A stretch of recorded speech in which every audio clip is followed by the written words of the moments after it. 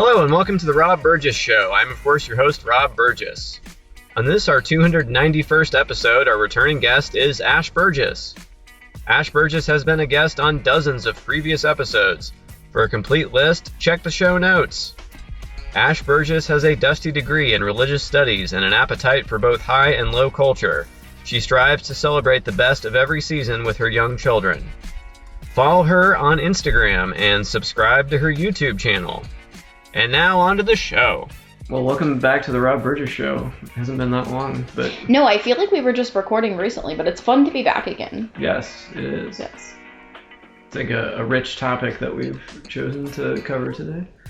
Yes, I'm really excited about this one because it's, it's something that I think we both have, a lot of, thoughts and, personal experience about. Mm-hmm.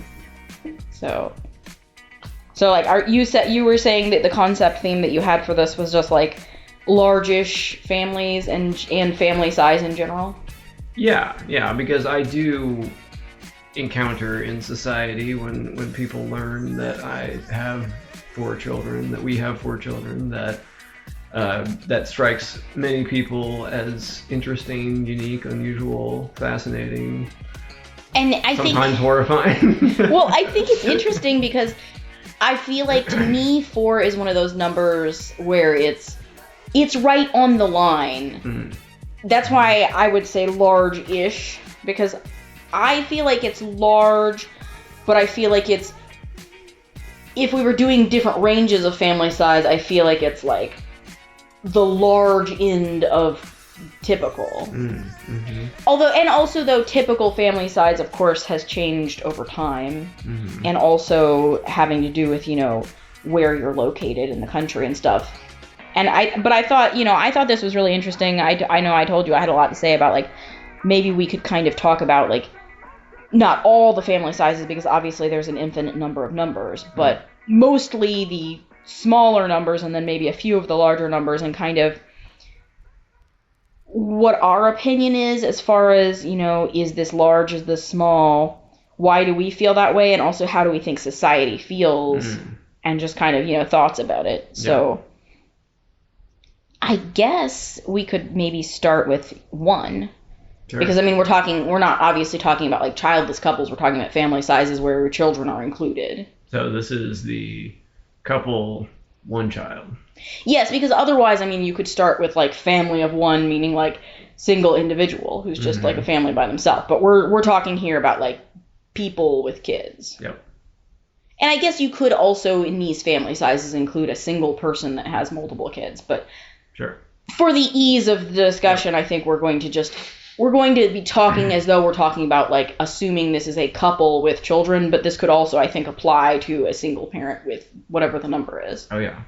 So anyway, 1. I think 1 is, I would categorize it, if I had to, as normal small, as in, it's a normal small-sized family. And this is something that I actually think has changed a lot in our lifetime. Because the reason I'm saying that it's normal is that right now, I feel like 1 is not that unusual. I can think of several couples. Yeah. I can easily think of several couples that we know, fairly closely, that have 1, and it seems like that's where they've decided to stop. It seems like for, whatever, maybe they have various different reasons, but I don't think they're, questing for more. They're happy with 1. Yeah. Well, my dad's dad was an only child. But that, I think, was unusual. Well, no, that's what I'm saying. When people would talk about that, it would be said... They were gasp, an only child? And, there really wasn't... at least in that side of the family, there wasn't any other, only children. Everyone had more. And that's the thing, too. I'm thinking, if I think into my family...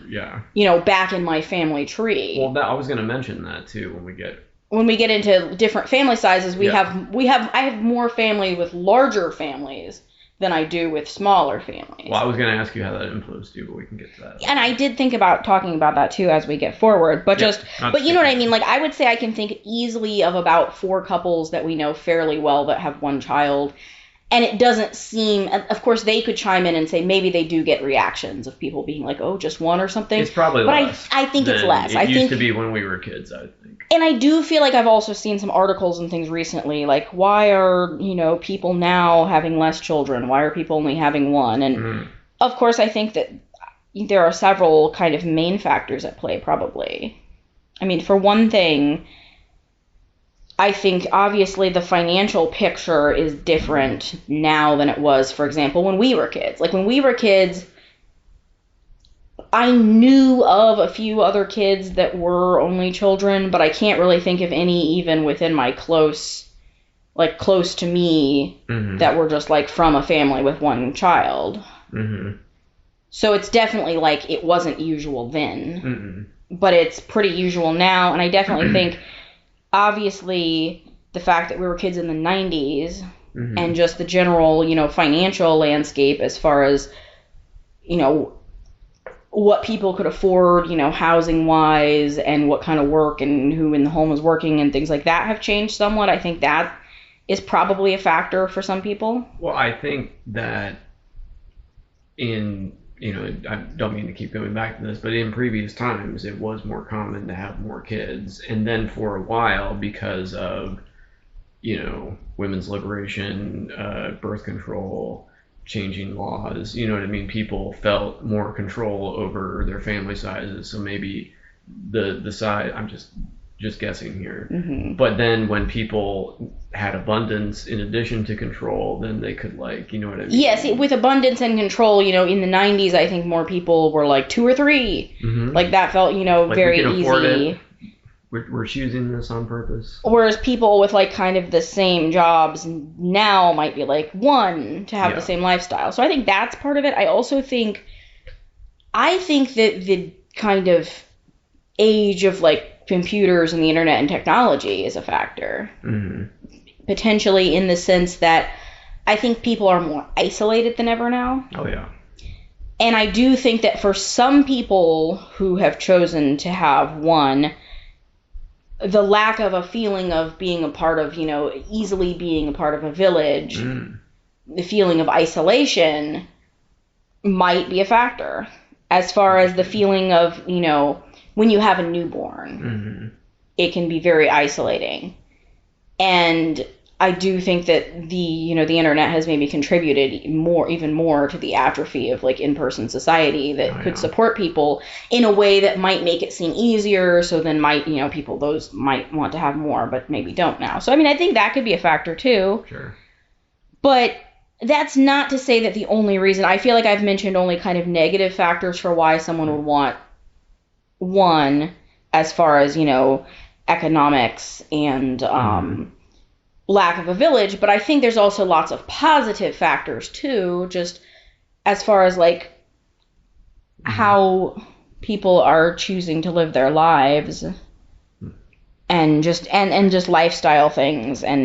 But no, I think there's positive reasons too why now more than ever people might be feeling confident in their choice to have one, whereas perhaps some people in the past felt, societal pressure to have more, whereas now people feel the independence to just kind of, do what works for them. Yep. And I think that's very positive. I also think, and I think maybe we were going to talk about this later, that sometimes people's plans change. Like people may start out wanting multiple children and then just feel completely satisfied and fulfilled. Like they already, the picture for them is complete when they have one. And so that's a very positive reason to just, when you feel that way, that that's what you wanted and just kind of stick with it. Definitely.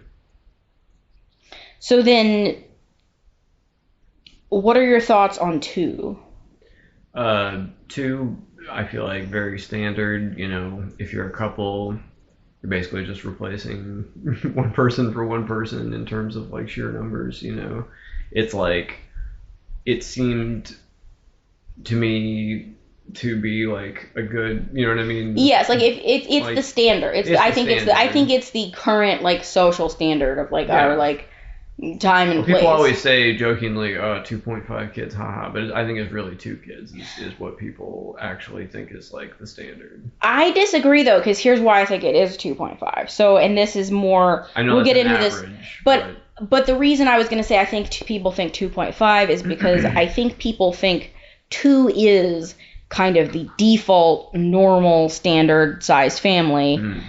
But, and this segues me into what I was going to say about 3, which I would say if 2 is the normal default family size, 3 is like normal medium.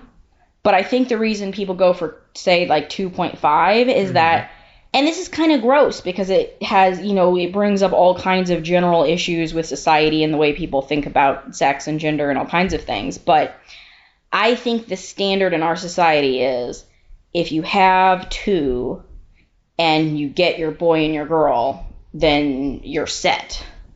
If you have 2 and they're both boys or both girls, then people are saying, are you going to try for a girl? Or are you going to try for a boy? Yeah. That's where I think it's a thing. I think the most normal and kind of gross reason that in our society we have that 2.5 is that it's like 2 if you nail it with your perfect split. But if you get 2 of one sort, then it's seen as very socially acceptable and almost desirable to like try one more time. Which I think, there's all kinds of problems with that. Because, I mean, of course, there are people that want 3 kids and don't care what sexes they are necessarily. They just want 3. There are people that are very happy with their set of like 3 girls or 3 boys or whatever. So that's obviously like gross and wrong, but I do think it's a real thing in our society. Oh, yeah. That's how people are thinking. No, it's definitely a thing. It's a standard. I definitely felt that because our first 2 were a boy and then a girl, which I think in our society is considered to be the most ideal thing that could possibly happen. Because everybody wants that first one to be a boy. It's like, oh, you got your boy. Your husband is now satisfied. May your first child be a masculine child. Exactly. But then when you're pregnant with the second, it's like, oh, wouldn't it just be perfect if this was a girl? And then when it is a girl, it's like, oh, that's wonderful. Now you can just have yourself like sewn closed or whatever. You've done everything that you could possibly hope to do. So 3, I think, is acceptable in our society, but like mostly seen as that kind of you're trying for something. Or maybe you've had a divorce after having the first 2, and now you're going to have a third with like your new partner. I think that's the other time when it's seen as most acceptable. Yeah. Like when your new partner wants 1 biological child, so then you like squeeze out 1 more. That's the other reason I think in our society that it's seen as like normal, but like in these special reasons. But then if you're outside of those reasons, like you're just wildly wanting 3, then it's like, whoa, why? Oh, so much is happening. But so decadent.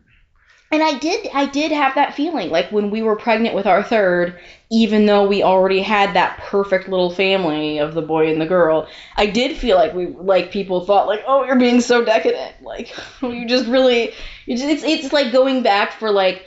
It's like if you're at a party and, like, cake is served and then you go back for a second piece of cake just for enjoyment purposes.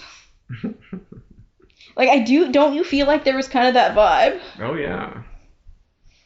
Which is why, I mean, if people think going back for a second piece of cake is wild, I mean, people really, when you go for 4, we're just taking, like, the entire, like, cake You're carrying the cake tray away with you to sit at your own table. Yeah, exactly. So that brings me to 4, which, in my mind, so if 3 is normal medium, I think 4 is normal large. It's officially large. It's officially large, but I feel like it's not so large that people think it's not 6 or 8. People are like, it's large, but it's still seen as within that normal range. It's just you're stretching really hard at the boundary. And I think it can be a flex, too, like... I feel like sometimes people like are like, oh, those I bet there's more people that are like kind of rich and like drive like flashy cars that also have 4 kids. If you're rich, why not? Yeah. It's like, what are you stopping for? But it's also kind of a flex if you're just like, oh, we decadently decided to go for a 4th. I think for some people, I mean, not for everyone, obviously, but I'm just saying I do think that is kind of a dynamic at play in some people's minds, I think. because I do feel like it's that borderline where most people are either seeing it as the upper limit of the normal range, or they're seeing it as the number that takes a family from the normal range into that dangerous larger category. So larger than large. No, I'm saying some people say large. all the numbers I've mentioned so far I'm saying are normal. Normal large. Like we had 1 being small normal, 2 being standard normal, 3 being medium normal, and 4 being large normal. But I'm saying 4 kind of straddles the line because 4 both exists in the category of large normal. It also exists in the category of small large. So to some people 4 is like within the normal range, but the largest you could be.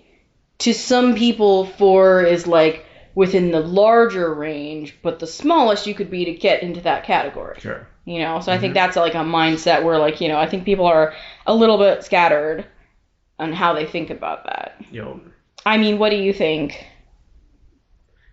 About just what do people think about 4? Like, I mean, people are, unless they also have 4 or more. And then they're so excited to meet you. Well, I mean, it's a club. Like, welcome, yes, it's a club. Exactly, I mean, welcome to the club. Yeah, you find out somebody has also a lot of kids. It's an exclusive. It's rare, you know, in our society today. But just like we were talking about how we think things have changed because now 1 is normal instead of being abnormally small. I think things have changed that in the past, I think 4 was more thought of as being standard, and that people's ideas have, you know, changed to think 4 is bigger. Like, for example, I can think of like two of our various parents came from sibling groups that had 4. And some of them even, you know, there's even, you know, that had more. Well, I did want to talk about that in terms of what you wanted for yourself. Yes.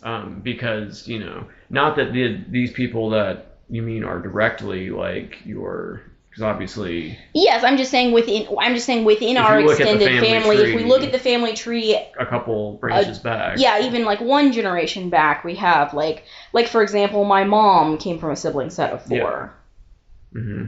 And we have several other people. And to not even leave your family, I mean, what about your yeah, well, I mean, my grandmother was one of 13. Well, I mean, there you go. Yeah, no, I thought we could talk about that more, but I didn't want to get lost. I didn't either. I didn't want to get lost before we talk more about how I came to the number 4. I just think that's a fascinating, like, 13. Well, but I'm saying that I think that 4 was typical because we had several, like, 1 step back from us, like in our parents' generation, in our family tree, between the 2 of us. Yeah. We have several groups of siblings that were 4 or more. Now it's like, oh, you're so, like, decadent and depraved. No, I'm kidding. No, but, like, back then it's like, you know, the people, I wouldn't call the people in the Great Depression decadent, but no, but I'm even talking about. But it was a different world. No, but I'm not going quite as far back as like the Great Depression. I'm saying like some of these. For example, like my stepdad's family, like he's one of 4 brothers. Yeah. I don't get the impression that people thought that their family was like decadent or out of control for having 4 boys. No. I think that seemed like fairly standard back then. Sure. Like, it wasn't like odd. Like I think there were many schoolmates of theirs that came from families of similar sizes and it wasn't weird.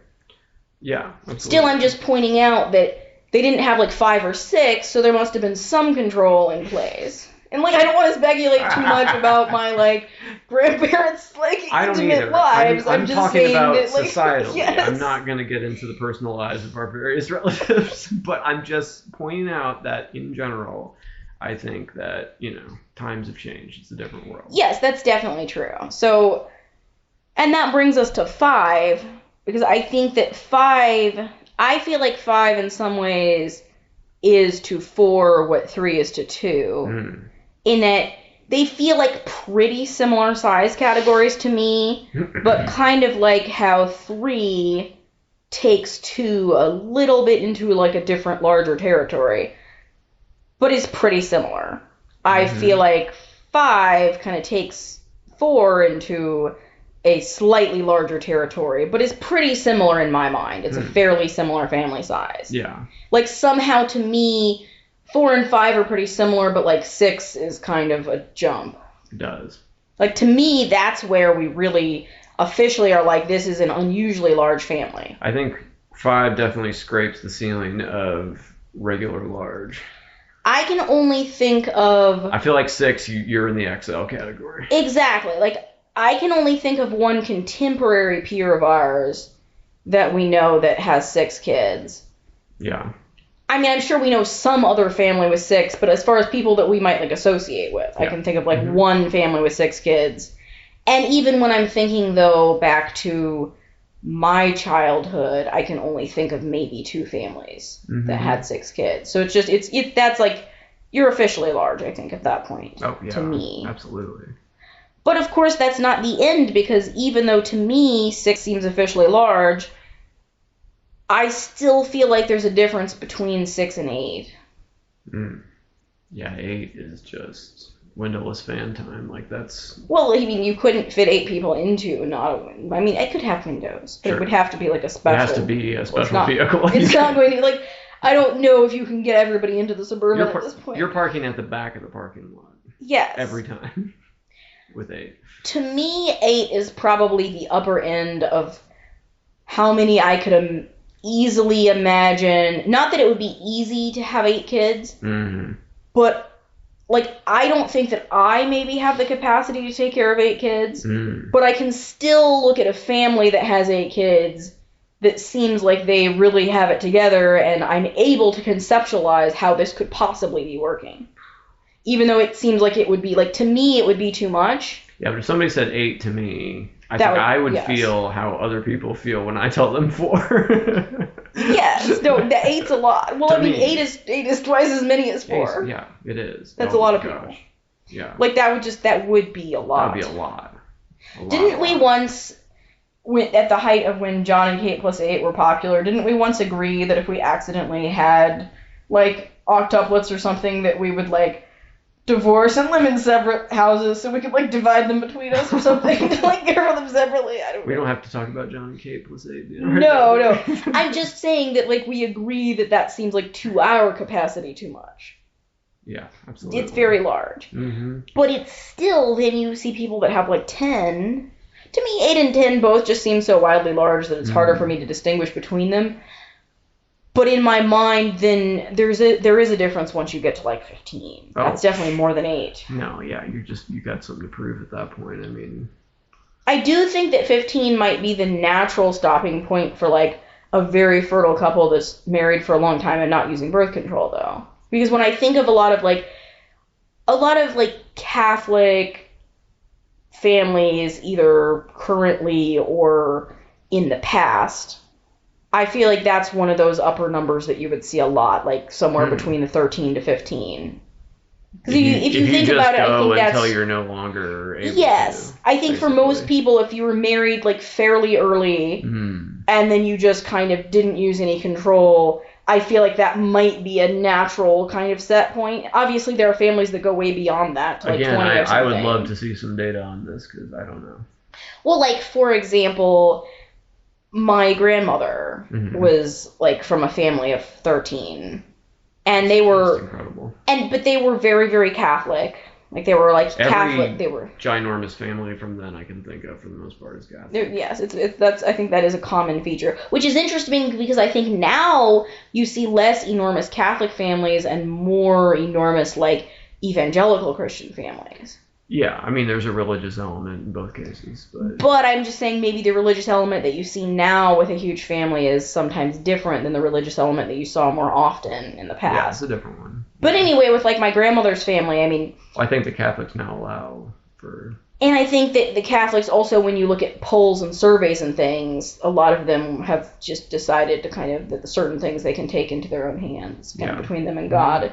Sure. But I think, in my grandmother's case, I mean, she was or her parents were Italian immigrants. They were very young, actually her mother was frighteningly young when she arrived in this country. But so, I mean, starting from a frighteningly young point, and then just, I assume that I just went until it was just exhausted in whatever way. Yeah. And that's a big family. Like, to me, that's very large. I can't imagine. Yes. I mean, I don't necessarily think that my grandmother had the best time with the large family. I mean, it's not like she hated every aspect of it, but I think, though, that... I'm sure they lived in an overcrowded house. Well, yes, I mean, because they were poor Italian immigrants. Yeah, I mean, they're so that's not the same as if, like, you were doing okay, like, if you had some kind of established, you know... Also, I think, you know, this isn't purely because they had so many kids, but I think with just the dynamic of just the times and situation and everything, she had to drop out of school after, like, the 8th grade and work so that, like, her brothers could go to college and stuff like that. So, I mean, I think things like that were, like, not great. Yeah. And, of course, you can speculate that maybe if they'd had less kids, she wouldn't have had to do that, so... Sure. Mm-hmm. Yeah. But still, it's interesting that, I mean, we do have a lot of, you know, large families in the backstory of, like, our family histories. Because, I mean, that's not even the only one. That's just, you know, we can't mention every large family that we're, like, connected to. No. But it's definitely, like, I can think of several large families in our history. So it's not like we're the largest family to ever emerge from, you know, whatever family networks we come from. But we did not come from that. No, in our own house. Personally came from smaller families. Yes. I mean, between two and three at various times. You know. Yes, I mean, and then, like. But I think you can talk about your situation, I guess. Well, I mean, I was just gonna say, like, I come from, like, 3, which I felt like was pretty standard at the time and is still pretty standard. And then, I mean, you grew up for most of your childhood with just one brother. Yes. But I do know that, like, I think your family originally had the concept of having more. Mm-hmm. Yeah, absolutely. And, you know, circumstantially, and then, of course, you know, at different times, you know, different step-siblings and things have come in. I'm just saying, we didn't personally, as far as, like, in your home, most of the time, there were just, yes. You know what I mean? Yes, when we were growing up, that wasn't an example. When we were forming ideas about what our lives would look like, officially large family wasn't the goal. It wasn't the goal. It wasn't like, experience of us as you came from 8 and I came from 5, and we were like, of course, we'll just see where the wind takes us. Mm-hmm. You know, this was great, so let's repeat it. It was more like we've kind of taken things in a different direction. And so I guess that is a good segue into talking about, like, how we originally kind of conceptualized, you know, having 4. So I think that I have probably more to say on this topic than you. Because... Yeah, go off. Well, no, I was just going to say, like, before I get into my, like, very long speculations of how I got to my number, because there's, like, a lot of different factors, I think. Mm. I feel like for you knew that you wanted kids, and I felt like my life would be more complete if I were a father during my life, somehow. But my impression is that you hadn't really thought a lot about numbers, and you just kind of were at that point assuming, like, you know, pretty normal, you know, small to medium. Because I would say I checked the "Would you like kids someday" box, but I didn't have a number necessarily that I would fill into, like, the slot. But you definitely hadn't thought, like, I think I'd like a slightly unusual large family. You kind of back to our discussion of default. I just was like, whatever default, yes. Whatever is the default, just check, I guess, yes. Exactly, like you just, and that's where I feel like, because we did have a conversation about this very early in our relationship, because I think, you know, at that point early in our relationship when we both had that kind of feeling, like we feel the momentum of this relationship, we kind of know that this is probably just going to be a thing that goes. Mm-hmm. You know, where we had that conversation where you, I think, in my memory, are the one that brought it up as, like, do you want kids? More just kind of checking to see if I wanted kids at all, you know, because that could be potentially a problem. And I was like, how many times have we seen Yeah, that can be a huge problem. That'd be a huge problem. Yes. No, so that was really good that you brought that up. But I think I want to bring that up early, I think. Oh, for sure. No, I think that's the right thing to do. Because like I said, it was at a point where it's like, it was early enough that we could, maybe rethink things if we were like, oh, this is not going to work. But also at a point where it's like, okay, we have that feeling of like, we're probably doing this, know? And so when you asked, do you want kids? I was like, yes, actually, I would like 4. And I could see you like think about it just for a couple seconds. And you were like, I could do that. So I could see in that few seconds that you both hadn't really thought specifically like, oh, I dream of 4 previously. So that was like a new, very specific number for you, but also a number that you like accepted very easily. Yeah, absolutely. Yeah, and so that was kind of the number that we were just like had in mind going forward from there as like our dream number. Like even when, before we were like, engaged or married or like anything, just like when we were like, okay, this is serious, and if we eventually do end up getting engaged and then getting married and stuff, that's what we think we want to shoot for. So how did I have that number in mind, like ready to roll out at the moment that you were like, do you want kids? And I'm like, yes, I think 4. I've thought about this a lot because I think I had that number in mind for a long time. And I would say, first of all, I think some people are just naturally inclined towards the impulse to have more children. I would say that because, like, when I was, like, a really little girl, I was, like, really into, like, baby dolls. Like, well, I had Cabbage Patch dolls specifically. And I played with, like, well, we have one child that is particularly into baby dolls, and they have, like, 15 baby dolls, and they'll spend many baby dolls. They spend like hours every night because each one has to have a bed. Some of them are in her bed to the point where there's like no room for her, and she's like clinging onto the side. She's gonna need one of those, and like, she needs like a bunk bed of like cribs or something.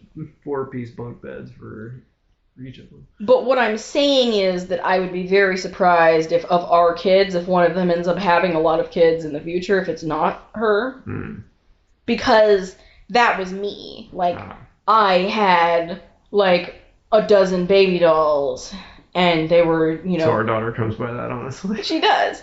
And that's why it's hard for me to say, like, I know you're always like, we have too many, but, like, I understand I only said that after, do you remember that day that she had I can't remember which one was having the birthday party? Yes. But there was literally a, like, campfire ring of, like, in my memory, it was, like, 15 to 17 babies. To be fair, she doesn't own that many. She did borrow some from her sister. Well, whatever happened, I came down the stairs, and I saw that, and I was like, there are too many babies here. Well, the stairs are the real problem, though, because, like, sometimes it'll take her so long because she keeps them in her room because they all have to sleep with her at night. But then when she wants to have the party, she wants to have it downstairs, so she'll spend, like, an hour bringing the babies up and down. But then when it's time to go to bed, they all have to be taken back. She can't go to sleep until they're all back upstairs and situated in their own beds that she keeps jumping all the clothes out of her dresser drawers to make more beds for the babies. Have you noticed this?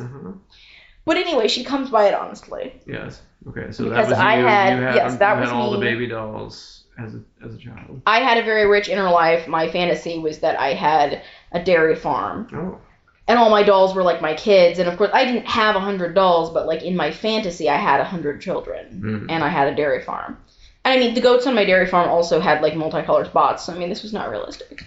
But although I did have goats in real life, but the fantasy goats were like different colors and things. So, but whatever. My point being, though, that I think that's just like in my nature. And maybe some of it has to do with astrology. Interesting. Because, even though I don't totally believe in almost anything like astrology, I have found it to be sort of true.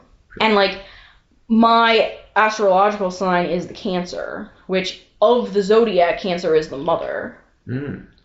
So, I'm just saying I have found it to be true. Oh, yeah. There's something to that. Yeah, wow. And how? I know, right? You're like, oh, wow. I'm blowing your mind here. I didn't know that. Yeah. What is the Taurus, then? I think I'm not sure. He's like a bull of some kind, but he's like he's not the father. No, I believe the Capricorn is the father. I'm not sure what, like, family member the Taurus is. I just know the Cancer is supposed to be that maternal energy sign. Mm. But anyway, so, I mean, I do think I come by it. Maybe it's just, like, something an idea, like, a inclination that I was born to. And then I think from there, I do think that my siblings have been very, very important to me. And so the idea of creating a family where I would have, you know, siblings for my children is something that I was drawn to because, like, I do think that siblings, for me, you know, obviously with siblings there's going to be ups and downs, but I do think that there's a certain richness and an importance that I feel about those relationships that is something that, like, you know, I wanted for my kids. So even though I didn't have, like, a lot of siblings, I do think, like, the idea of, like, wanting my kids to have the experience of having siblings is definitely there for that reason. But then why 4? So, I mean, obviously I had to scale back from my original fantasy of 100. Because, I mean, that was not realistic. Sure. You know, that was, you know. Well, this is a fantasy. So. Yes, I mean, this is, like, the fantasy that I had when I was, like, 4 years old. Yeah. So, but I think that, I can think of a few really intense sort of inspiration points that put the number 4 specifically in my mind. Probably the least of which would be you know that really terrible board game, The Game of Life? Yes. Where you get, like... I never really liked that. No, game. It's an awful game. Like, I hate that game. I'm never getting it for our kids. Like, the whole thing just is, like... It's almost like the game of, like... Game. Yes, I was about to say. It's like the most depressing view of, like, why to live. Why am I playing a board game about, like, bills and, like... And, like, how to collect money so you don't go to, like, the worst nursing home? Yeah, exactly. Like, what? And, like, even as a small child when we had that game, I, like, realized that it was terrible, and I was like, this is not what life is like. But I enjoyed playing it because I always wanted to get the little car, and I always would try to play it so that I would get the 4 kids so I could put the 4 little pegs in my car, and that was the maximum number that you could fit in the little car. So, I mean, that may have, like, started that, maybe, even though, like I said, that's the least of the inspirations. But, like, I did like getting my 4 pegs and, like, jamming them into the little car. You remember the little peg people. Oh, yeah. Yeah, it's kind of like... But don't you add them throughout the game? Yes, but you have to land on the right spots to get them. So, like, my goal when I was playing the game was always to land on the spots so that I could get the 4 kids to put in my little car. Yeah. So, I mean, there's that. I haven't thought about that game in a while. I know. Well, it's a terrible game. That's why, like, our kids can never play it, because, like, ew. That's not at all what I want them to think life is about. Like, any of that. That's, like, the opposite of our values. Also, and, like what a weird concept for a board game. Like, it's very weird. Like drudgery. Hooray. Yeah, no, it's very terrible.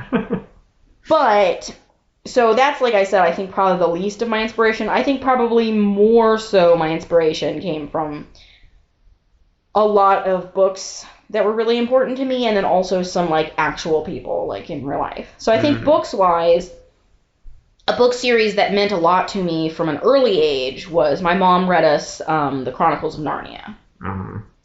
And in The Chronicles of Narnia, you know it's the 4 siblings. Yeah. And so, and that was something that she read us when I was very little. Like, maybe I was, like, 5 or something when she read us, like, The Lion, the Witch, and the Wardrobe.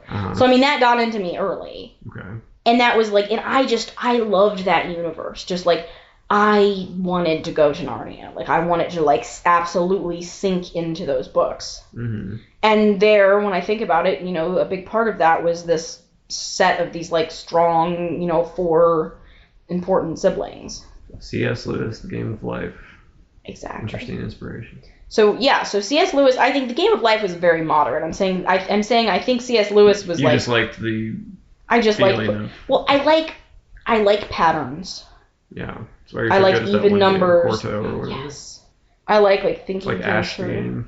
Yes. Also, because I kind of made my own game. Like, The Game of Life is terrible, but I had my own separate game going to try to land on enough spots to get my 4 kids. Oh, yeah. So, like, that was kind of why I was playing. I'd given up on, like, you know, you collect enough money to go to, like, the nice nursing home or whatever terrible ending you can get to. Yeah. For me, it was all about how can I calculate to land in the right spots so I can fill my little van or whatever.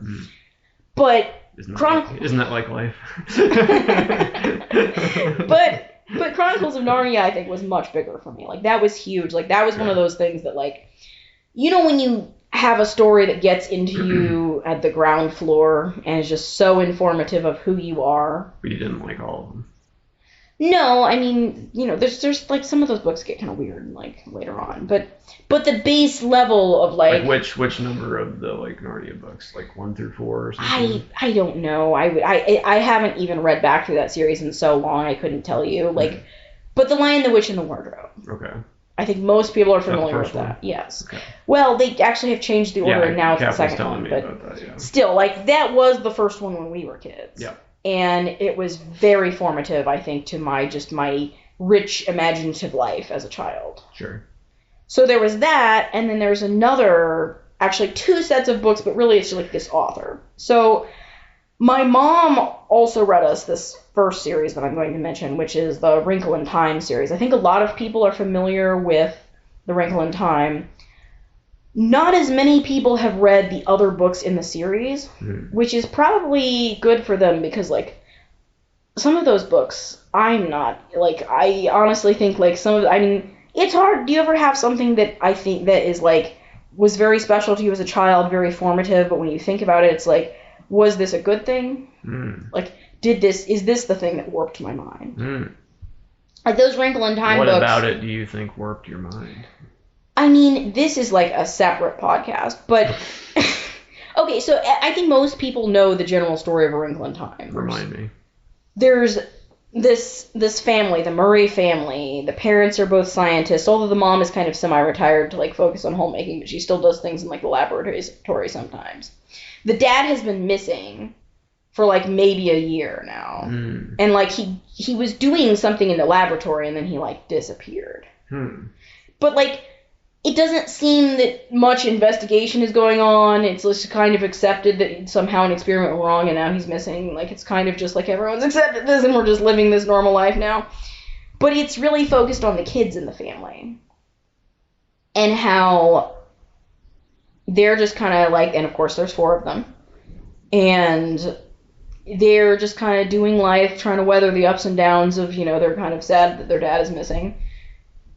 But then all this, like, really wild stuff happens, and these, like, strange neighbors come out of the woodwork and are like, time travel's real, and you can help you go to, like, another dimension to rescue your father who's accidentally become, like, imprisoned in time, and it's going to be, like, a whole extreme thing. I mean, I cannot recount the entire plot of this for you, because, like I said, this is a separate podcast.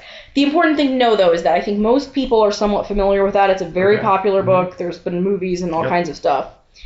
It's part of a series, the Time Quartet, and those books are unhinged. Like, okay, so there's another book where... Is that where the dog flies through the sky? No, you're thinking of the Neverending Story. That's something else. Okay. No, the Time Quartet is like, so the little brother gets sick, and then they actually, like, use a different machine to... This is after they've saved the dad, so dad helps with this. They use a different machine to, like, shrink down and become, like... There's, like, a mitochondrial war happening inside the brother's body that they have to, like, win. That's one book. Oh, wow. Then there's another book where they, like, fly on unicorns through different time periods. Well, you could see how I mixed it up with the dog flying through the sky. No, but, like... But the thing about that is that the reason they have to fly on the unicorns through the different time periods is that... My favorite way to start a sentence. Yes. There's about to be, like, a nuclear war. Oh, no. But the way that they can prevent this nuclear war is to travel back, starting in, like, a time period where we've got, like, Native American peoples and settlers. And then through several other time periods, all of which there's this sort of... It's almost like reincarnation, but it's supposed to be the ancestors of the guy who is right now about to start the nuclear war. And why he is like a sad, bad person who's about to start the nuclear war has to do with all these different couples through time who, like, shouldn't have but did come together. But you have to, like, and these are children flying through time to, like, stop these, like, things from happening, to ultimately come back to their own time period and be like, fortunately, that person was never born, and so the nuclear war is not going to occur. Whoa. That's not. So this is like Kill Baby Hitler, the book. Kind of, but like it's deeper than that. That's not actually the most unhinged part of the series, though. I must tell you about it. I can't. Now that I've started talking about this, I have to finish this. I'm trying to bring us into our landing. I want to bring us into our landing, but I cannot stop talking until I tell you. I've gotten through all 3 parts. There's only one more part to tell you about, and this is really important. This is important because now you'll truly understand why I say this may be the thing that worked me. The 4th part. Wait, the 3rd? Oh, yeah. It's the time quartet. I see. Quartet. The 4th part is where 2 of the siblings from the family of 4 travel back accidentally because they go into the laboratory and then there's an accident and they accidentally travel to biblical times to Noah's family and they have to take part in helping to have Noah and his family like build the ark and successfully like arc through like the flood. And there's, like, talking animals and people banging in tents and, like, just there's a lot of stuff happening. But anyway. These books are for children? No. That's why I'm saying I was scarred. Because, like, I was unprepared. Like, I got this book in the children's department of the library, and I was unprepared for some of the things that I read in that book. I don't think I'm prepared for some of the things in that book. You're definitely not. Wow. Okay. But anyway, getting back on track. So Madeleine L'Engle, who wrote that series, which was very important to me, also wrote another series, which I think was very important to me, also featuring a family of 4 siblings, probably more informative of me being, like, conceptualizing the reality of being, like, I think I would like a family of 4 children. Yeah. Mm-hmm. Because the Austins, well, to be fair, some of the later books are very unhinged. Like, there is one where they, like, telepathically talk to dolphins. And there's another one where they're, like, spies on, like, a boat. But if you go back to the foundational book of the series, Meet the Austins, it's just this really wholesome, very idyllic book about this family. They're, like, pretty well off. Like, the dad is a doctor, but, like, a country doctor. So, like, he has, like, an office, like, at their house. But, like, sometimes he has to run off to, like, deliver a baby or something. But, like, very wholesome. The mom used to be a concert pianist because everyone in this family is amazing. But she had to retire to focus on, like, homemaking because she, like, makes bread and stuff. And there's 4 children, each just unique and wonderful and just geniuses and just also very attractive and just, like... And they're just, like, all so happy to be together, and, like, they're just such an idyllic picture of just the warmth.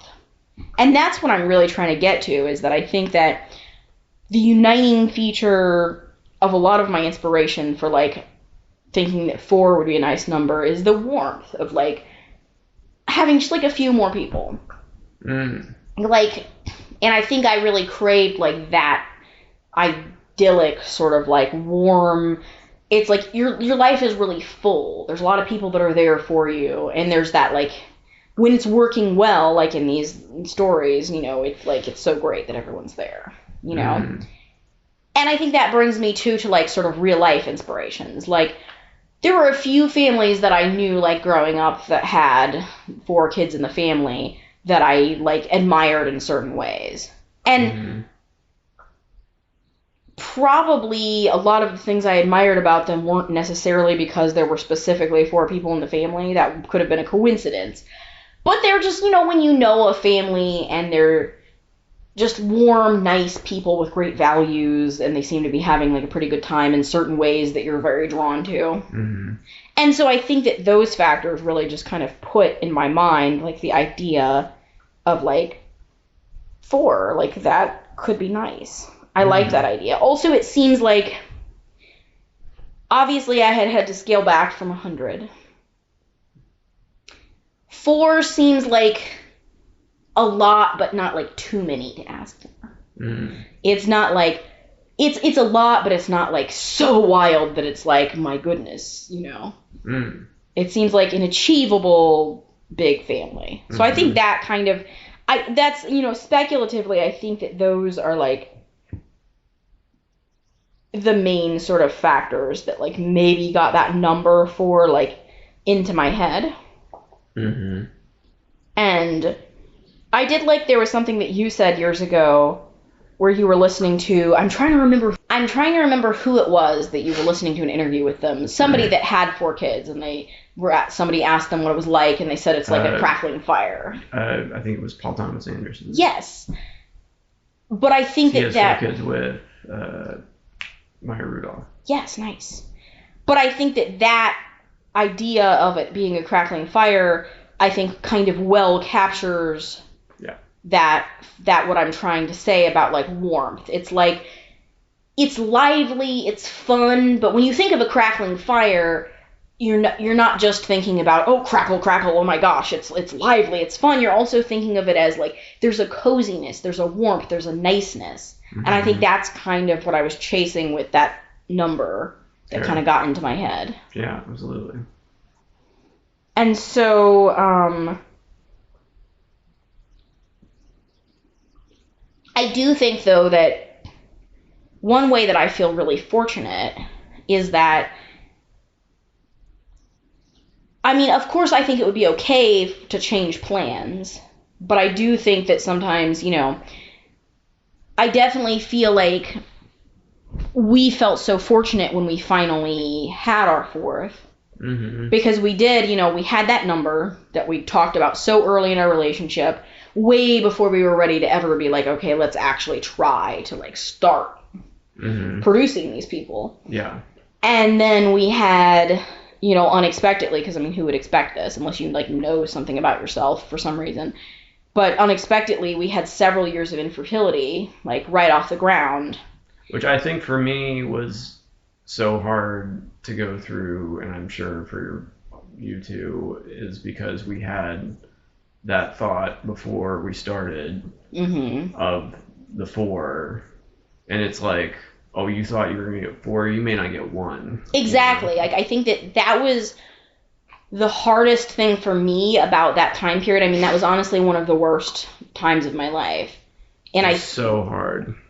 And I think that one of the hardest things about that time for me was, as we were going through that, having to continually confront the fear that was, and the longer it goes on, the more realistic the fear feels, that maybe you're not going to get what you want. Yeah. Maybe not at all. Yeah. Maybe none. Maybe you're going to have to totally reconceptualize what you thought you wanted your future life to be like. Because, when I was picturing 4, I wasn't just picturing 4 babies, and I wasn't just picturing 4 kids. I was also thinking about, like, when we're older and hopefully we're having, like, a holiday and we've got, like, that big table with, hopefully at least some of our kids and some other people that they've acquired or produced or something want to join us for some event. And it's, like, this nice, robust life.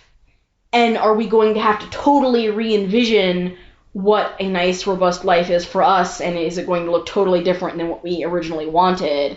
And how do we get happy about that and accept that and have that be good? Mm-hmm. And so that was really difficult. Yeah.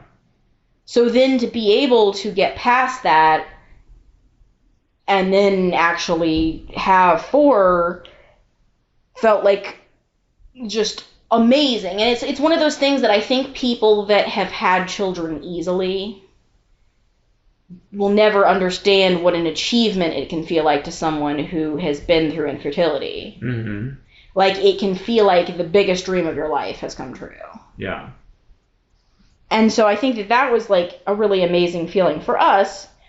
But I also understand that there are people that do have a number in mind that then they themselves change. Like, I think there are people that maybe have started out wanting, 2 or 3 kids and then had 1 and then just felt completely fulfilled. Well, I do think something we haven't really touched on yet is the blended family dynamic and how that changes people's calculus, maybe. Like, how so? I mean, like, maybe you have it in your mind before you, like, go out and find somebody that you're going to have 1, right? Mm-hmm. Then you meet somebody who has kids already. Yeah.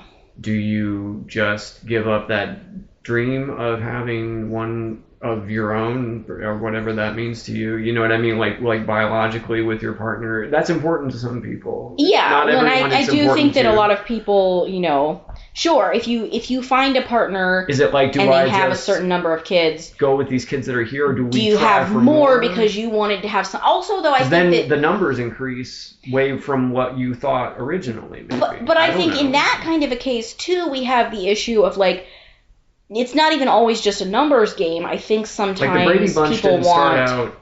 No, but what I was going to say is that I think sometimes people want to have the experience of having a baby with a partner that they feel like might be a better partner through that. Mm-hmm. Like, I know, like, from, like, moms groups that I've been in where there were, like, lots of women talking about their experiences. Mm-hmm. I do think a driving factor for a lot of women who maybe already had, say they thought they wanted 2 kids and they have 2 kids and now they're, they've remarried. Mm-hmm. Maybe they feel like their original husband kind of sucked in certain ways. Mm-hmm. Like, maybe he wasn't very supportive of them in, like, their postpartum time. Maybe he was not a very good contributor to the childcare. Like, maybe he was the guy that thinks that he's babysitting his own kids and doesn't change diapers and doesn't, and now they're with a guy and they feel like from how he is with them already, they know that he's so different than their original husband that they think that they could have a different, better experience having a baby. Mm-hmm. So at that point, it's not even so much about biology as in like, oh, I want to have his biological child. It's more like, I missed out on perhaps what could have been a wonderful experience having a child with a supportive, invested partner. Sure. I think that can be a factor. I do think what I'm saying, though, is... No, I'm not saying you're wrong. I'm just saying that I do think that there's... I'm not saying it's the only factor at all. No. I think yours is also a factor. Reasons, yes. Anyway. But I also do think that sometimes people think they want more and then just have one and feel totally fulfilled. Your plans change. Yes, you like don't sometimes know what you it's have going to be one like until you do it. And I do think that there's a thing where some people will reach a certain number and be like, our family's complete. Like, they just had that feeling, like, I'm complete. Everything just clicks into place. Yes, and I'm saying sometimes people might think that they want 3, but then they have 1 or 2, and they're like, I feel so complete. There's no reason to continue on. Well, then there's some people. There's also... want to talk about that. Yes, there's also people that think... They're done. Yeah, especially, I think, when they fall into that trap of, like, oh, we had a boy and a girl, and, of course, we have everything we could want, we're done. Yeah. And... sometimes, even a long time later, people realize, oh, wait. Yeah. I'm not done. Like, there's somebody that I follow on YouTube that originally had 2, and then they thought they were done, and then I think within a few years, they began to think, oh, we really have a longing for more. We don't feel, like... Not that they didn't feel like their children they had were enough, but just that they had that feeling of wanting more. And so then they've gone through a whole, like, vasectomy reversal thing, and now they're, like, currently, like, hoping for, like, baby number 5. So that can happen, where it's like, you thought you were done with 2, and this is like the same, like, the couple is still together. So it's like the original couple, nobody's, like, swapped out or anything. They just, he had the vasectomy after the 2, and then they were like... things changed and they really wanted more. Sure. And I think with the vasectomy reversal, I guess when you have it reversed, it's sometimes like even if it works, it may like scar back over. I'm amazed so that you it kind works of at all. No, honestly. I don't understand. I mean, it's not 100% sure I understand that you can more get it that reversed. that the first thing works. I get that. Yes. You're cutting the connections, but to reconnect. Well, that's the thing. You reconnect and then wow, that's amazing. Often it doesn't totally work, or sometimes your count's really low and things are just like not great. But so like for them, I think the idea is that they're like, okay, it worked, so we're going to like quickly, now that we've learned our lesson, have as many as we can in this window of time, because I think they were told that within a few years it'll probably be like over again, so they're like really like trying to like bang it out. My goodness. Yeah, so that can happen too. So I think people can definitely like change their mind. So I'm not saying like that we're somehow like so special because we had this magical number and then we felt so good when we achieved it, Because it's like, I do think it's interesting. I'm just endlessly fascinated by this topic. Yep. Yes. Definitely. Yeah. So, I don't know. Is there anything more you wanted to say about, like, the numbers? No, I think we covered it. I didn't expect to talk about A Wrinkle in Time so much. You've been scarred forever. I don't even know if I should want to read these books or if I should just, like... It's really interesting to me because, and this is like going back to the topic of A Wrinkle in Time. I know you're like trying to like get off the topic, but it's my mind is still... A Wrinkle in Time is a very popular book. Yeah, absolutely. Very popular also in a number of different circles because I think that it is a very popular book just in the mainstream in general. Like, I think it's still like taught in a lot of schools. It's like all over the place. It's also a very popular book among people that are like, it's like kind of sci-fi, so people like that. Yeah. And it is also, I think, very popular because Madeleine L'Engle is a Christian author. So it also has like... a Christian Scientist? Do I have that right? Not Christian Scientist as in like the religion Christian Scientist. She is a Christian woman who is also a scientist, not a Christian scientist. Important distinction. Yes, that's a huge distinction. But no, I'm saying like... But see, I wasn't that far off. she was a Christian author, and she was a woman who was very interested in science. I think a lot of her sort of thoughts are about the idea that science and Christianity are compatible or could like co-mingle in her stories. So like her families that she features in these stories, these families of 4 are always like these very wholesome Christian families. Just incidentally, they end up having these, like, completely unhinged sci-fi adventures. But I think it's really interesting that A Wrinkle in Time is such a, like, very, like, popular book, considering how unhinged some of the, like, related books are, is really all I was trying to say. All right. Well, I think we've explored some areas here. It occurs to me, Ash Burgess, that the last few times you've been on the podcast, I have not asked you a very important question. What have you been listening to lately? No, it's true. You haven't asked me that in a long time. And I think it's because, I'm probably like one of your least interesting guests in that department because, well, first of all, I mean, I've never been that musically adventurous, but also you live with me, so you already know what I'm that's what I was going to say, because like, what am I going to say? The reason I love that question at the end. Because you're just looking for recommendations for yourself. I always want to listen to more music and new music, and I just want to know what's going on. So it's an endlessly fascinating topic for me. But you're right. Like, so I rarely have anything I know exactly new what to you've been listening to. I don't really. Like, But anyway. Plus, you're my source to like get music from mostly. It's like, what am I going to tell you? I'm working on it. Anyway, go on. But I finally do have like a decent answer for you, so I'm excited for this. Yep. So because actually though, this won't be a shock to you because you did actually listen to this with me, but the best thing that I have heard recently was the heartbeat of our 5th child. Sound drop. Sound drop right there, right?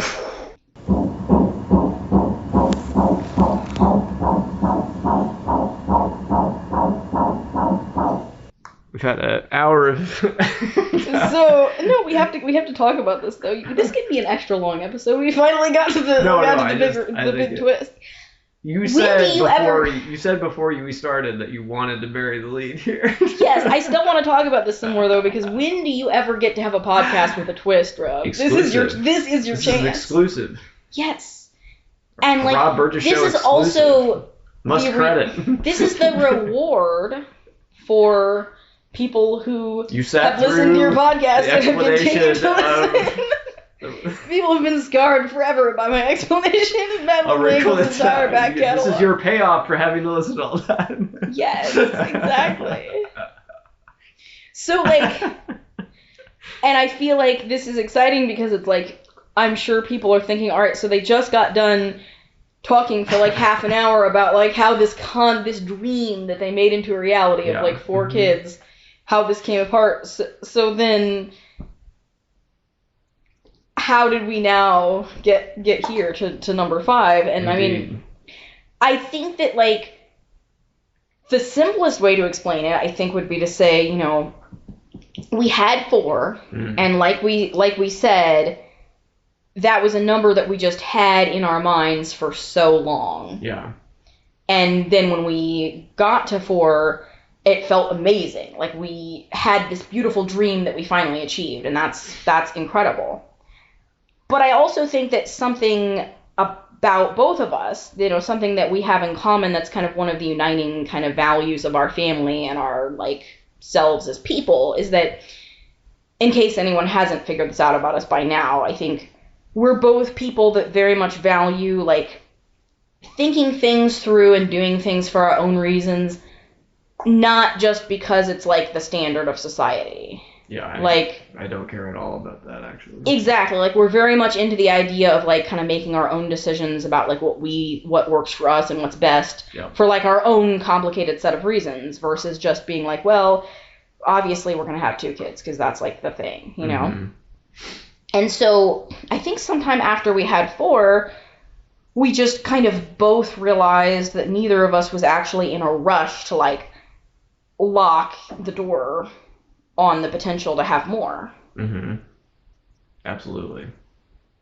And then, I mean, as you said, like, you were like, YOLO, you know? Oh, YOLO, all the way. Exactly. Well, I don't know if you want to talk about this yet, but I recently was in a conversation with some people for the first time, and it was revealed to them that I had 4 children. Of course, big reaction as usual. But you love that. You love to surprise people, and you love to get under people's skin. And I think you even enjoy it, like when we've gotten kind of like negative feedback. Like I think there's something that like titillates you about that. Oh yeah, 100%. But anyway, during the inevitable questions that you get after people learn this information, what was the hardest transition? And I always say 0 to 1. Oh yeah.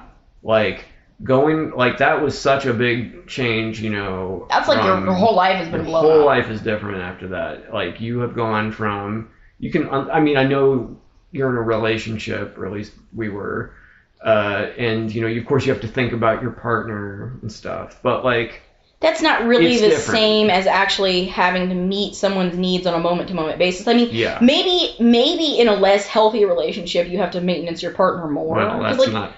But I'm just saying, like... not good, but yeah. I think our relationship is healthy, and I think that we both do a lot for each other, but we also don't have to constantly maintain the other person.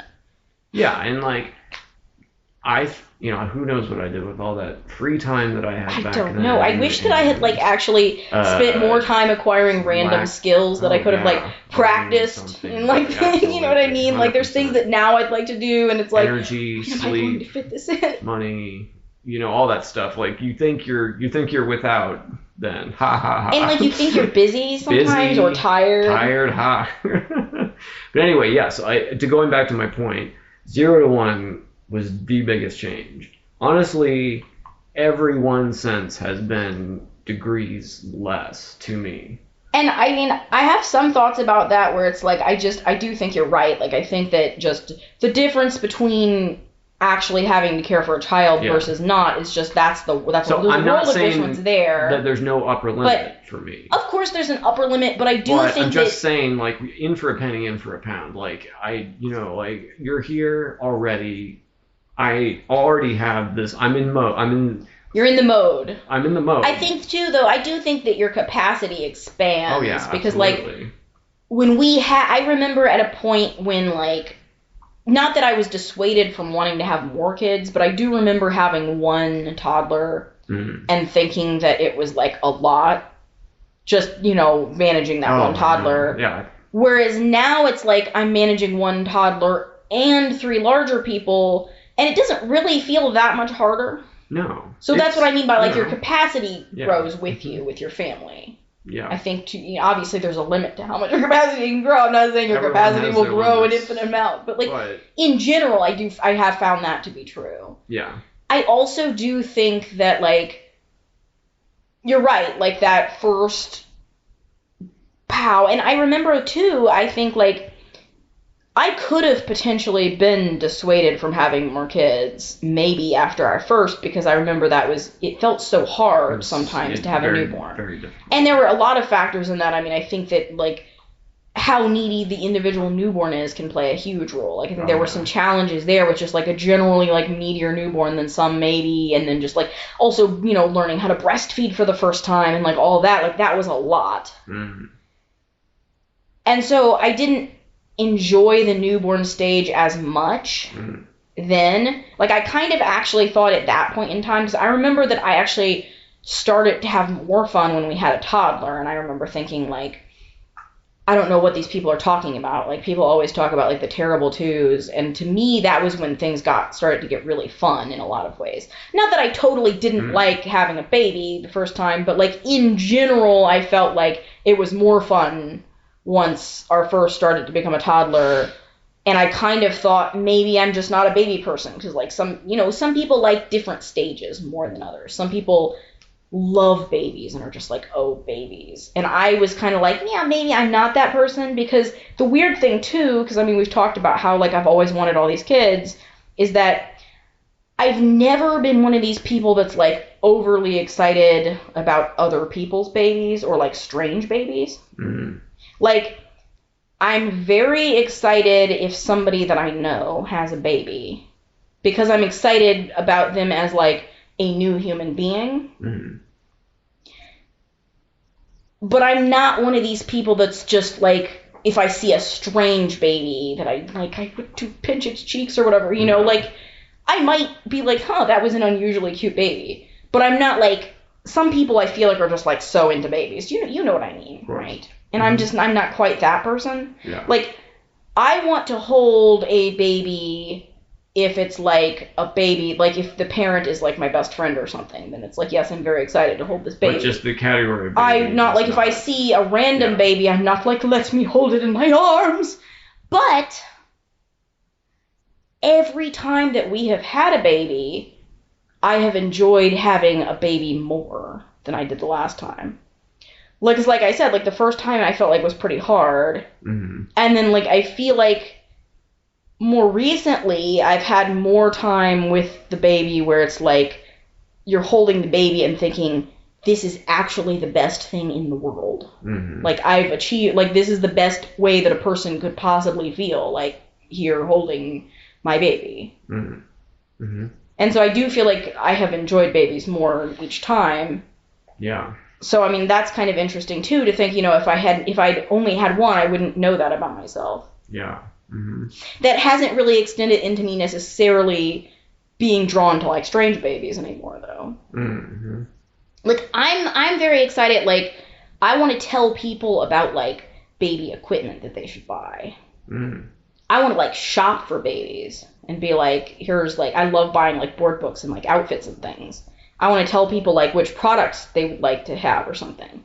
But just, like, I don't have that need to, like, cuddle, like, another baby, if that makes sense. No, I'll see babies in the wild, and I'm just exactly. Like, all right. But still, like, if you have a very dear friend that has a baby, you're excited for that. But no, I'm talking about, like, I was at the grocery store the other day, and there was a kid in a, you know, like, okay, just a tiny... Hello, small child. Tiny person. You know. But I'm saying I think whatever. Some people feel more than that. I think some people are like, oh, you miniature person, you. Yeah. You know. I mean, I like people in general. Yeah, that's what I mean. Like, I appreciate babies as human beings. I just don't know that I'm, like, overly excited about the concept of them being babies unless they're special to me in an additional way. Well, sure, but, like, I love our kids. Yes. I don't love all kids. Exactly. I'm very excited when somebody that I think is really cool tells me that they're having a baby, because I assume that their baby will be really cool. Like, I'm glad like, for you. Well, no, but I'm saying, like, when friends of mine have had babies, I'm very excited, because it's like, if I admire someone and think that they're a wonderful person, then I think that their baby's also going to be a wonderful person. Oh, yeah. So I'm excited in that capacity. Yeah, absolutely. I agree. But yeah, I agree with you that it's like, you know, it does seem like just, you know, going from the concept of, like, okay, we are going from 4 to 5 doesn't seem like it's going to be as shocking of a change as going from, like, 0 to 1. I mean, Of course, it's a change every time. Every time, and it's a new individual it's a new person. Challenge. It's a and new, who knows what individual, yeah. Dynamics they will bring to the Absolutely. situation. Everyone's different. And, your situation does change somewhat at the peripheries, of course. But, and also, you have a lot of stuff already. Yeah, so, like, we have less, like, materialistic concerns. That's another big thing about 0 to 1, because you don't have anything. Yeah, like, suddenly you're, like, furnishing for, like, this new person and you don't know with what all these, you need like, and what special you don't. needs. You're reading things. And you're taken in by, like, Yeah. all kinds of things that they're telling you that you need, things that maybe you didn't actually need. Absolutely. And there's other things that you end up needing that you have to, like, had and emergently, never like, acquire. thought of. Yeah. Whereas now it's, like, more like, let's get some things out of storage and see, take stock of, is there anything that we wish we had, or, like, It can lead to some strange outfits for the younger people sometimes. Yes, I will say that, like, I definitely think that our first child had a very gendered wardrobe. Yes. And things have really gotten... always translate down the line. Well, and even our second child, because, like, our first, we had a boy, so, like, I did buy intentionally, knowing that we hoped to have more children, I did buy a lot of neutral, like, bodysuits and things, which I think was a good move, because a lot of those things have carried through everyone without seeming to, like, off. Mm-hmm. But we also definitely had some, like, a lot of, like, little polo shirts and things that were very masculine. And then for our second, being a girl, we definitely, like, it felt so exciting then to be like, oh my gosh, we have a chance to have a girl now. And so we, there's lots of, like, dresses and bows that babies actually don't want to wear bows, we've discovered. But, we tried. But young children yes, like, do. I'll tell you who likes to wear bows, 8-year-old girls. Well, that 8-year-old girl did not like to wear bows. That 8-year-old girl, I was so girl. excited. I tried so hard. She would always just... Well, when we had our first daughter, I think, though, that we were definitely operating slightly from the perspective still of, like, having come from the infertility, even once we had our first, we still were very much not taking for granted that we would ever be able to have any more. Like, it felt kind of like a miracle that we had him. And so then even though we were like, okay, we should try to have more, we definitely didn't know. We didn't feel, like, confident we would be able to. Mm-hmm. And we also, I think, had this idea for some reason that we were unlikely to have a girl. Mm-hmm. I think, which I don't really think there was a lot of foundation in that. I think just because you came from a family of boys. Mm-hmm. There was just this feeling that for some reason that in your family... Well, and I think at that point, too, that your brother had only had a boy also. All the evidence pointed to a very strong boy. Yeah, it is the man that determines... It is, but I still feel like the evidence was...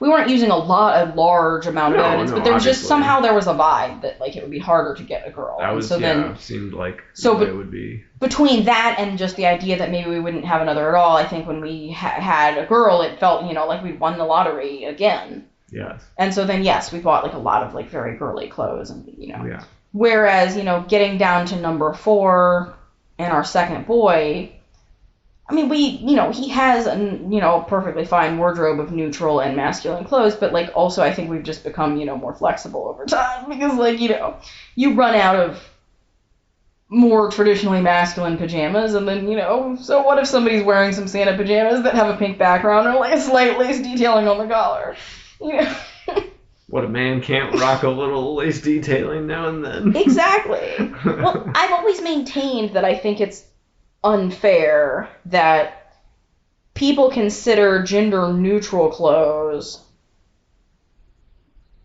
to be fine, and then people consider a lot of, like, masculine-leaning clothes to be okay for girls, but then it's like, what are you doing to your son if you put him in a more feminine-leaning clothes? And, like, obviously there's a line. Like, I think if you have a little boy and he's going to be uncomfortable if you dress him in feminine clothes, you shouldn't be, like, forcing him to wear feminine clothes.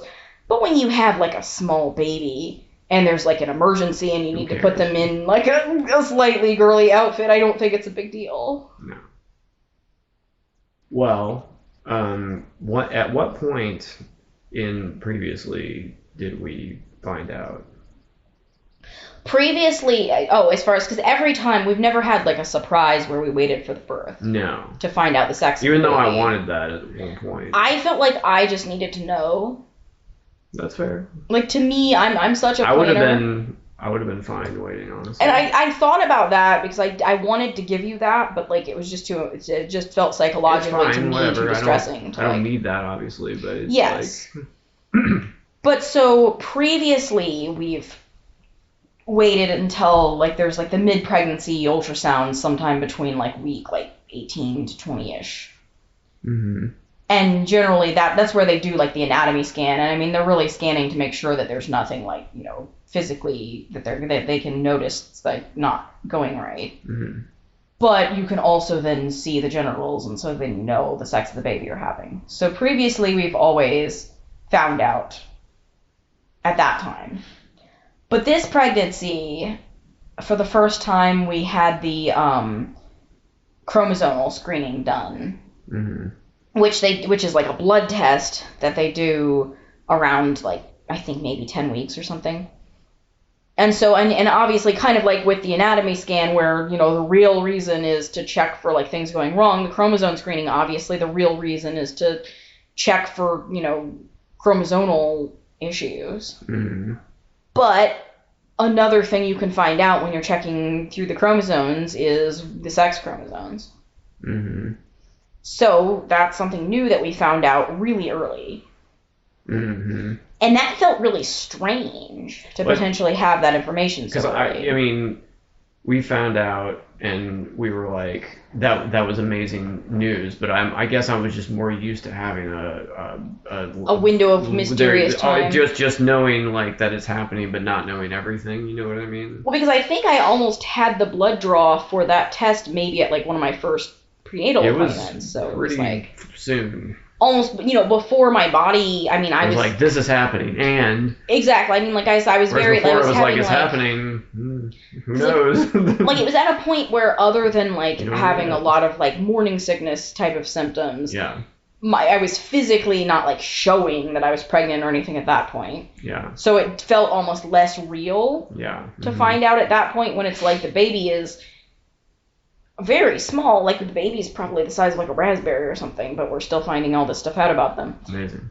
But that did allow us to do something else that we've never been in the position to do before, which was to have you find out the sex of the baby before me. Mm-hmm. And then you were able to reveal it to me, which was really exciting for me. It was not the easiest process on any level. No, well, because, I mean, okay, so with our first and our second, I think we just found out together. Like, we were at the ultrasound together and just found out, you know, simultaneously and celebrated. And then with our third, it was, like, the height of, like, you know, we were sailing right into, you know, it was 2020. We're sailing right into, like, COVID. I don't think that you were even allowed to come to the ultrasound, maybe. Amazing. Yeah. And then with our fourth, I think there were just too many people, like, in our family or something for you to, like, come with. I don't remember, like, you couldn't come for some reason. Maybe they still had, like, COVID protocols going. I don't know. I think they might have. Yeah, because I think there was another wave of, like, sickness. And anyway, so that time, I think with our fourth, I found out separately from you. Mm-hmm. And then, like, I obviously revealed this to you. But this was a time when you could find out this information, which it seems so weird for you to find out this information about something that's happening in me and then tell me about it. Yeah, okay, so this was quite the It was process. harder than we thought it was going to be. So first of all, they do the testing. They tell you can call back in a week. All they told me, all they told me was, like, this will probably be ready in a week. So you can call for results. I wait. A week passes. I call. They're like, what? And I'm like, yeah. What's up? And then they called back, like, a couple days later, and they told us part of the results, but they didn't tell us everything. Yeah, like, they told me the good news that, like, the chromosome. Yeah, so they were like, there were no, like, actual problems. We did several tests, detected. and there's no big problem. I'm like, okay, great. Well, what else? Like, we did more. The weird thing too, I would like to point out that I feel like every single time, not just like the initial time I went to the doctor's office, but I feel like every time I go to this doctor's office, I fill out the paperwork, because for some reason they're always having to renew the forms or something. Every time I go, I fill out the paperwork that says, like, who can we talk to about your, like the HIPAA form, and I'm always like, my husband, Rob Burgess, this is his name and his phone number, and yes, you're allowed to release all of my medical information to him every time. But apparently they're never remembering this or writing down. It's like, I talked to you yesterday. Every time you call, they're like, are we allowed to talk to you, sir? Okay. Anyway, so they're being all, whatever about this, and so I'm just like, I'm just going to go down there because I cannot get a straight answer. Well, you couldn't get a call back either, could you? Like, you kept calling and they're the like, well, we person did wasn't call, and I'm there, like, you told me something, but not everything. And they're like, okay, well, we'll leave a message. Give you a call back. We'll give you a call. Expect, whatever. And I'm just like, it just wasn't happening. It wasn't happening. And I'm like, all right, fine. I just drove there, and I went to the office, and I'm like, I'm here to know the thing. You know the thing. Tell me the thing. And then they made me like sit in the lobby. And then they they called me. Called you in the other room. They called me from another room to ask if they were really allowed to release the information. And I texted you, like, they're going to call you, just say I can talk to you. But then they made me tell them what your birth date and several other things about you to, like, make sure it was really you and that I was really saying that you could talk to them. It was really weird. How often does it happen that somebody, whatever? Like, I assume that there have been cases where, like, maybe a woman didn't want the husband, or maybe they're like estranged from I don't know, some scenario where, but still it was weird. Anyway, so they're like, no, we're going to bring it to you in an envelope. And I'm like, okay, this is an award show now? Like, what's going on? You can't just tell me? Like, okay, but they give me a thing, and it's like, I guess it was a little bit of something different. It felt like they just... It wasn't like a form letter, but it was still like... It was like, when someone does something that could be nice, but then they do it halfway, so it seems weird?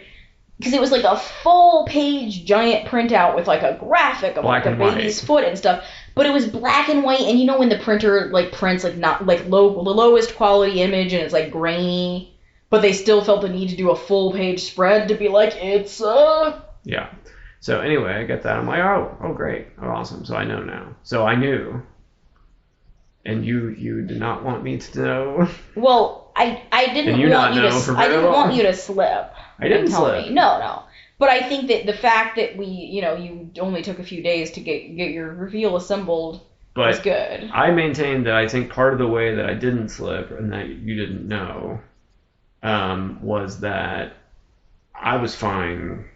Whatever. So you weren't having like an emotional vibe about it. I think you, since you're like, as we've noted, so good at analyzing things, I think you would have maybe detected if you knew that I wanted one or the other and would have felt some type of way. I would have detected if you had some sort of feeling of disappointment that I was like, or extra elation or something. Whereas instead it was more like, I knew that you felt pretty good either way, it was happening, and you were just sort of excited. You're excited about the news, but only because it's like, oh, good, more information about the baby, not like, yes, it's gone my way. Yeah, I didn't. I mean, I care, but I don't care. It helps too that we already have an even spread. So yeah, exactly. It's not like we're like, this is our last chance to experience this other side of things or whatever. All right. So anyway, I knew, and you had given me some helpful information about how you would like to be told. Well, I mean, that sounds like so like controlling and micromanaging, but it was only that I wanted to do it the some, way that you wanted it to be done. But I think I wanted you to be satisfied with my services. I think the main information that I gave you is that I wanted I wanted the reveal to be something where I wanted to know, like, I didn't want to like be surprised by the fact that the information was being revealed. I wanted to like understand that the information was in progress of being revealed, and that then I also wanted there to be then some, secondary thing that happened to actually reveal the information. You don't just want to like walk into it. Yeah, I don't want to walk into it unexpectedly and then have the reveal be over simultaneously. No, but I'm saying that was helpful information because I have not, as you discussed, done this before. Yes, so it was not something I've experienced with. Anyway, so I narrowed it down, and I thought, what's the best way? Because we had already done the balloon. Yeah, well, we did. Well, yeah, because even though, which I probably should put a link to from your. I think I might have taken that down. Oh, really? Okay, never mind. But because I mean, even though we found out together for the other things, we still had filmed little reveals for like our friends and family. Okay. Because we did the balloon pop where we had the big balloon. But anyway, yeah, we already been there and done that. With and that. we did that smoke one too. The smoke one, yes, with right. one of our daughters, where it was like a big like streaming smoke. That was fun. That was fun. And then I think with our youngest, most recent baby, I think since I had found out without you, I think I gave you like a wrapped present. It was around Christmas time. Yeah. I gave you like a wrapped present inside. It was like, it's a boy. Yeah. And Anyway, so I was trying to think of something a little bit novel. And with your suggestion that you see that it's happening, you know it's happening, but then there's a thing you do or see that then reveals just to extend the fun a little bit. You know? Sure. So it's not just like you open the box and there's like blue tape. What I didn't want was to not know that the reveal was happening and just like walk into a room and then the room is filled with colored balloons or something, and then I just know what's happening. Blue or pink or whatever. It's like, well, all right. Anyway, so I by process of elimination, because I did ask you if could it be something edible, and you're like, yes, it can. I think there's some things that people do a lot. Yeah. When you actually start thinking about it, for a reason. There's a reason that after we consider all the options, we narrow it back down to the most obvious one. I had narrowed it down, and I was like, all right, so it's got to be maybe a food item that you cut into, or you somehow reveal an inner layer of the food that then is the thing. So, but then the challenges continue. Boy, it was not easy. So, okay. First of all, there's a bundt cake store. I don't want to say their names because I'm not trying to put them on blast or anything. There's only so many bundt cake stores. So okay, but like a bundt cake is like, it's like a ring, right? Yeah, so you went into the bundt cake store to inquire about their services. I called them. So you called to inquire about their services. And first I went to a bakery and I'm like, oh, this isn't going to be easy. Okay, I gotta do some scouting here. Sure. So then from the bakery. So you call the bundt cake place. I call the bundt cake place and I'm like, all right, so gender reveal, what do you got? What do you do? And they're like, well, we put a pacifier in the middle of the circle. And I'm like, what? No, we're not doing that. Sorry. Thank you for the information. Click. So anyway, I didn't go with the bundt cake, which I'm sure you're glad about because that seems. It seems like it. Well, I mean, it seems like that would violate my idea of an extension because as soon as you see the cake, you're gonna see and then. Well, no, I think I had called them before I asked you the follow-up question about. Like, do I? Yeah, when I said that I would like it to be like. Yeah. Extended beyond the moment that I know the reveal is happening to like then receive the information. So then I was like, all right, what's another like fun food thing? And I was like, all right, it's got to be cake, cupcake, something. So I call a cupcake store. Again, I don't want to put anyone on blast. They did it ended up fine. You know what I mean? In the end, we got I think what we wanted, and I feel like their product was good. But anyway, I wanted it to be a cupcake, and I made sure to be like, all right, so how does it go? It's not like sprinkled on top, right? It's like you cut into it, and you see something. You're right. You're like, yeah. So there's like a cupcake, it's frosted on top, but there's no information on the frosting because it's not, and it's like a white frosting, I think. Or it was white. It was cute though because it had sprinkles like little ducks and like things. Exactly, but it wasn't like the genders on the sprinkles. Yeah, like the ducks were yellow. So you cut into this cupcake, and inside there is a kind of inner like a glob of frosting. Frosting. Glob is not a good word, but like a. You know what I'm talking about. The frosting has been put inside that will. Anyway, you know what we're saying. So every time I try to say this, it sounds worse. So I call, and they have to make it because they don't just have it, which is fine. It's like, all right, fine. So I'm like, all right, this is what I want. This is what it's gonna be. I hope you're writing this down. Well, I know I went in first because I thought maybe they would just have one, but they didn't. So they were like, all right, so we have to bake it, and then you come back in 2 days or a day or whatever. And I'm like, okay, all right, I'll come back to this one. And then they were like, and I got there the 2 days later, and they're like, we don't have it. What? Why don't we have it? And they're like, we sent it to the other store downtown. And I'm like, okay, all right. So they were like, we can have someone drive it here. I do not need a taxi for the cupcake. It's okay. I'll drive. It's fine. Thank you. And they're like, well, first of all, when they told me to drive to the downtown one, I Googled it before I left, like in the parking lot, and Google said they were closed on Monday. So I called, but the phone call went to the store that I was sitting outside of because it got bounced, I guess. And they're like, no, it's open. I'm like, okay, sure? I hope it's open. I'm just going to drive there. I hope there's a cupcake that I ordered there. So I drive all the way downtown Indianapolis. And I get there, and I go in, and there's one box sitting on the thing. It's obviously mine. And so I'm like, I'm here for that, I think. And then they hand it to me. And they made me order 4 of them, which is fine. I get it. They have to do it special. They don't want to just buy you, they just don't want to make you one single special custom cupcake. Thank you cupcake. They want you to like buy, okay, so you buy 4 is minimum. So I bought 4, and I'm like, well, I'm not going to give 4, however I present this, I'm not just going to like, here's 4 cupcake, cut into them all, like, that's not going to happen. I'm probably just going to give you 1. Mm-hmm. And we can eat more later, but not in the presentation. So anyway, I'm like, all right, so I can like test this, because I've already like, I've waited 2 days, I've driven from store to store, this is eating up a lot of my day that I didn't plan on, because I'm still wanting to give this to you, and this day is just getting very much longer.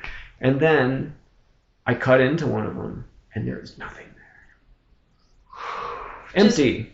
Just the place for the glob of what other word can we use for mass of icing? Anyway. The place for the frosting. It was just a cavity in the middle. So they'd hollowed it out, but they hadn't filled it? Yes. And so thank goodness that you cut into the one instead of just I'm so glad I checked, because what if I had gotten all the way back here and not tested, and then I would have cut into it and been like, what are we trying to say here? What? That seems so bad. That would have been so anticlimactic and also confusing. And then I would redo it. Probably wouldn't even have done it. At that point, you would just have to tell me, and it would be like, this is, So anyway, thank goodness I tested. Then the person, it's not any individual person I'm talking about this fault. It was just, I'm sure things got lost in the shuffle, however they happened. Just probably a chain of series small of mistakes by various I get it. We all have one of those days. Just kind of lined up against us. Whatever. So the person is like, I am so sorry. So she calls the, I guess, main store, which is in Carmel, and she's which was where you originally tried to order it. No, that was Castleton where I went first. So I will now have a third location, which is apparently the main location.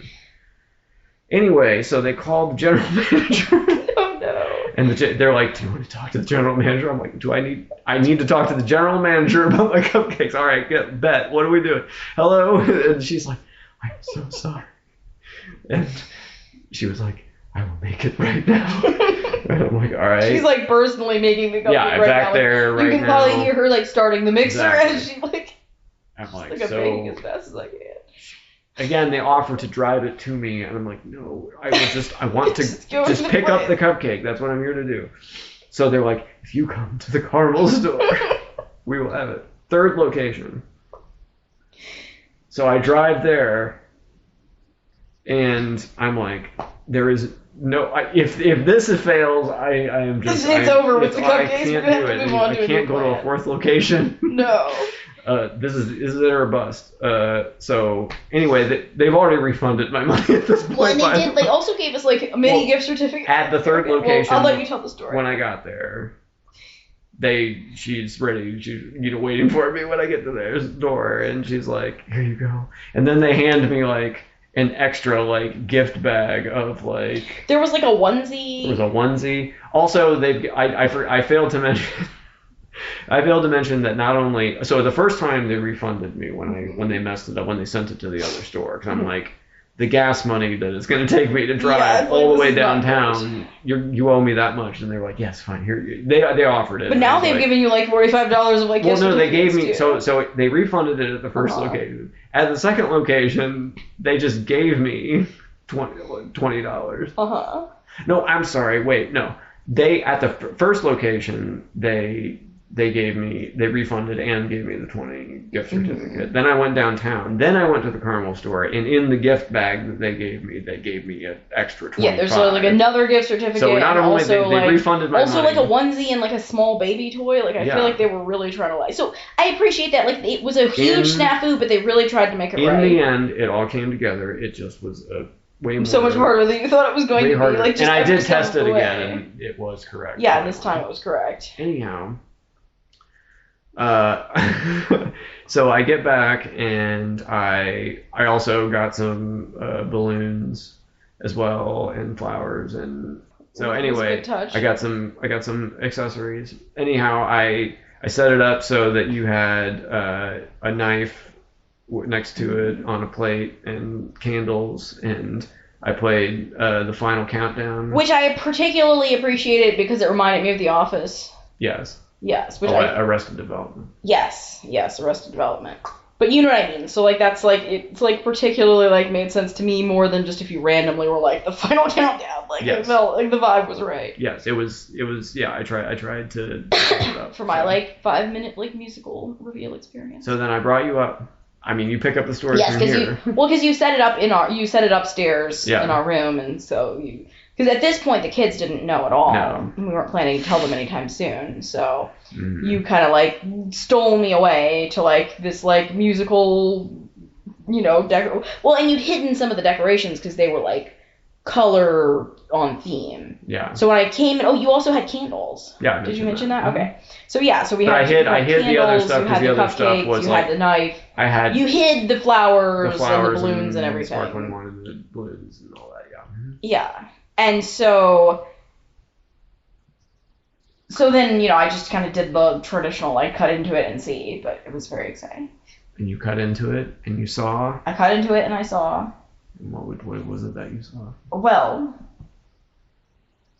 I saw something that, like you said, either way would have been fine, but I was excited about it. Stay tuned for the next step. I'm kidding. Well, no, because I did want to talk about, there's one very last piece of this story that I wanted to talk about, which was the other thing that we did this time. So if this was 90 Day Fiancé episode, that this is where they would cut the episode, right? And then it would be like, at the end of the season, they'd be like, finally. We'll be dragging this out. We'll we'll continue the conversation for the next 5 episodes. But I think the final thing that maybe we wanted to talk about, because that's like something we did today, which is also something that we have done for the first time this pregnancy, but also will answer the question that we've just we cut into the cupcake and we've seen something. So we saw that, so we've had this information, and then today we did something very exciting, which is that we went to an ultrasound, which we've had ultrasounds in all of our pregnancies, but this is the first time that we have paid to go to like an elective ultrasound. Yes. And which is a different experience, and partially because I have had at various times ultrasound techs that were like really cool, like I felt like did a great job. Like with our first pregnancy, our first ultrasounds were with through our fertility specialist that we were working with, and we were paying like out of pocket to them, and I do think sometimes you get what you pay for. And also, obviously, they were like super invested in like, they know how much this means to you because they know that you've like been on a journey to get to this point. I felt like that ultrasound person did an amazing job. Mm-hmm. Like, because remember, we have pictures of like tiny little feet and like just like all kinds of like angles and stuff. Like they took their time, they showed us a lot. Like that was really good. Mm-hmm. And then in general, I felt like the OB's office that I was with for a long time, for several of our more recent pregnancies, I generally had a really good experience with that ultrasound person. Mm. Both when you were able to be with me and then when you weren't, due to, mostly due to like, pandemic related factors and things like that. I felt like that ultrasound person just generally, like, they let me record. Yeah, I can't believe that's been the heartbeat, and also like and they let me take a video, like, of the ultrasound. I think probably because it was COVID, and they were like, we know that a lot of people can't be relaxing. Yeah, so they let me, like, record, a video of them, like, doing the ultrasound, and so, like, that was really cool. But due to various circumstances, which we don't really have time to get into anyway, we've had to, like, switch doctor's offices. And I really had like a kind of not great experience with the ultrasound person at the new place that we had been going to more recently. Like, I felt like they just kind of barely did the thing, and like they wouldn't let me record, like they wouldn't even let me record audio of like the heartbeat, and the pictures they got weren't great, and this was also early on. We're still going to like through the doctor's office, although we're switching doctors, which is like a whole other saga. We're still like through them, like in probably like 2 weeks, gonna have like the medical ultrasound, but we did have a very unsatisfying beginning ultrasound. Like, they got like not great pictures, and like I didn't like how she wrote like our baby on one of the pictures, like, you know how they can type little things. Like, I thought that was a weird kind of cringe thing to put on there. Maybe that's nitpicky, and I probably wouldn't have cared if I didn't sort of dislike her and just the whole situation. So anyway, having had that not great experience, and then also wanting to be able to take the kids. Yeah, I mean, that was a big thing, I think, that they were able to be there for that. Yeah, well, and that was especially because, I mean, we are actually for real this time planning for this to be the last one. And so no one's going to believe us now. Yeah, right. But no, like, it's like, this is like that final, like, you know, you come back for one last. You can't see it, but her nose just grew 3 sizes. But, so it's like, this is an opportunity for all of them to, like, experience this with us. And, like, we did with our third, right before everything kind of shut down, we did take our, like, toddlers in with us to the ultrasound, but I mean, they don't even remember that, I don't think. So this was like, now we have kids that are old enough that, like, some of them will probably actually remember forever going to see this. Yeah, absolutely. Core memory. So that was, like, one of our driving factors in wanting to go to the elective. And I also thought it was nice how they all got their own little pictures. Yeah, like, it was just a very nice, I mean, like, once again, you're getting what you're paying for, because we had to pay out of pocket for this, but, like, you know, there was, like, nice sofas, and, like, the, you know, person printed out photos for all the kids to have, as well as the photos that they gave to us, and, like... it was nice. So... I in the past have also, like... Well, first of all, I think it's worth mentioning that through our pregnancies, we have seen the evolution of 3D and now 4D. I still don't know what that means. Yeah, we didn't pay for the package where you can go into 5D or whatever, so we'll never know what that was. I still don't know what 4D is. How could you... 4-dimension, there are 4, whatever. Will a 3D printer make you a model of... Is this in the multiverse? Where are we right now? Anyway, so was 3D offered first go around? With our first, because I mean, with our first is 11 now, so this would have been like 12-ish years ago. That so a dozen years ago. Pregnant. I felt like it was. I don't think new. I don't think 3D was something that was offered. It was like a luxury service, right? Yes, and then with our second,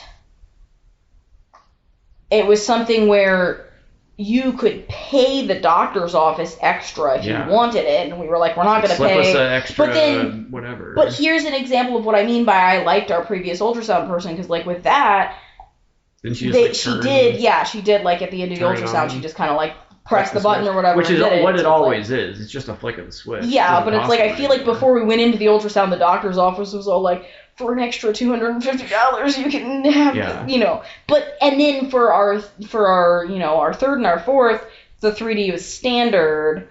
But, like we said, due to, you know, different issues, like, you weren't able to be there, and, like, you know.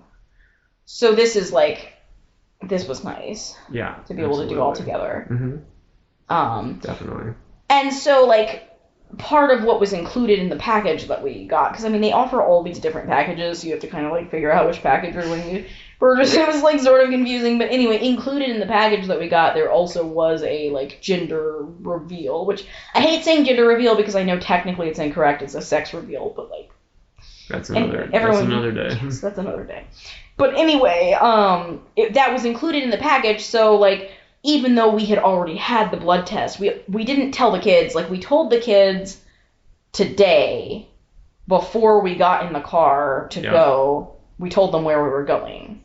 And that was the first time that they knew about the pregnancy. Because we wanted it to be somewhat of a surprise, but, like, we did decide we should tell them before we got in the car, because we did have a bad experience with trying to surprise our kids before by going to the zoo, and, like, we learned that one of our children doesn't like surprises. Like, you wouldn't think that a child would be, like, enraged to find themselves surprisingly at the zoo, but, like, I mean, fortunately... Well, she can't read also yet. She can't read, and so... the otother kids, like... The other kids could see the signs as we got closer, and we're like, hooray, I know where we're going now, and I think she was just growing angrier and angrier. Yeah. Because, like, she was like, when we got there, and we're like, we're at the zoo, she was like, I can't believe you didn't tell me we were coming. She wasn't and, into that at all. Half the day for her, I feel like, was gone, like, even at the zoo. Like, she continued to be, like, super salty about it. Fortunately, we have a zoo membership, so it's like we've been able to go to the zoo other times, and it wasn't, like, as much of a loss as if that was, like, our only zoo trip of the year. But, like, still, I do think we took away from that even a happy surprise for her is maybe not a surprise. So we told them, like, we weren't like, okay, we're just going to drive them there and be like, psych, we're at the ultrasounding place. So, I mean, we told them, like, we told them we were going somewhere in the afternoon, and then when we were, like, you know, ready to go, but not in the car yet, we were like, so guys, the place that we're going is to the ultrasound place so they can use the ultrasound machine to look at the new baby who's growing in mommy's belly. Mm-hmm. But we didn't tell them at that time that the baby was a girl. And we also didn't tell the ultrasounding place that we already knew. Because we were paying for... Did you say that before now? Yeah, no, I think I said that. Okay, good. Because we paid for the package that includes the gender reveal, so I figured, let's just go ahead and get what we paid for, and also that way we can confirm. Because, I mean, the blood test is supposed to be, like, 99% accurate or whatever, but, like, still it's good to have, like, a second, you know, whatever. Yeah. Since we're doing it anyway. And we've also known people that have been told one thing and it was actually the other, too, so... That can definitely happen. You know? Every time that we've gone for one of these, when it's been a boy, I've been able to know immediately, even with our first, when I'd never seen, like, a, you know, ultrasound like this before. As soon as we got down to that region and saw what we're working with, I immediately was like, yeah, that's what's happening. Even before the person says. Every time it's been a girl, I've been kind of, like, unsure, and then also I feel like they always take more time and are looking more carefully because they don't want to say one thing and then be wrong, and maybe it's harder to be 100% sure. Mm-hmm. And so, but this time they were happily, like, the worst thing that I think that could have happened would be if they had said something different than what our blood test had said, because then we'd be left wondering, you know, who's wrong. Mm-hmm. It wouldn't have been that terrible, because, like I said, we're going to do, like, the doctor's office thing, you know, in a couple weeks here anyway, so we could have probably clarified then. But still, that's, like, the worst thing that could have happened, right? Mm-hmm. Fortunately, that did not happen. Yeah. You cut in, to bring us back to the cupcake, you cut into the cupcake. There was the pink frosting. Then you came out with the pink flowers, the pink balloons. Pink flowers. Pink frosting. Yeah. And then you brought out, you know, the pink balloons and the pink flowers, and it's very exciting. Okay. Yes. I'm glad you enjoyed my presentation. You did a great job, thank you. Mm-hmm. It was very exciting for me. Yeah. But it's a very exciting time for our family. Yeah, so, I mean, congratulations. And for you, the listeners. Congratulations to us, and also you, the listeners, who are getting the first opportunity to hear this news. We've never said this out loud to anyone And before. We've never revealed this information first in an audio format versus, usually we've gone with some sort of, like, a visual, you know, thing. Yeah. But, you know, we figured this time, you know, let people dig for it a little bit if they want. Mm-hmm. And if not, let them, you know, find out eventually as the news washes over. Regret not listening to the Rob Burgess Show maybe as much as they could. Exactly. So really it's like a reward for your listeners, but also kind of a punishment for people who haven't been doing it. You choose your own adventure here. It's you know. Yes. It can go down any way you want it to go down. I mean, at this point, I feel like we kind of, like, this is about the limit of, like, where it would be kind of weird not to tell people soon, because, like, I'm definitely looking no like... offense, you're looking very pregnant. I'm looking pregnanter lately. I feel like a few weeks ago, yeah, I could have probably, in, like, the right sweatshirt, pulled it off. But I think at if you this wear point, that very long coat that you have, you could have probably you mean my extended things a little bit. You mean my duvet blanket coat that goes down to the floor and is made of buffer material? Yeah. Yes, but I'm just saying as far as very cylindrical, formless. Sure. Even that could start to strain around the middle. Yeah, absolutely. But yes, I think that coat probably, sure. But I'm just saying, if we are to socialize with anyone in a non-completely coat-wearing setting, I think they will have at least some suspicions at this point. We're past the point of hiding it. Yeah. And I'm actually more excited now, probably in some ways, than I have been throughout the whole process. I mean, of course I was excited initially to find out and everything, and it's not like I've been not excited, but I do think that, this kind of news is somewhat more exciting when you can just be, openly sharing your excitement.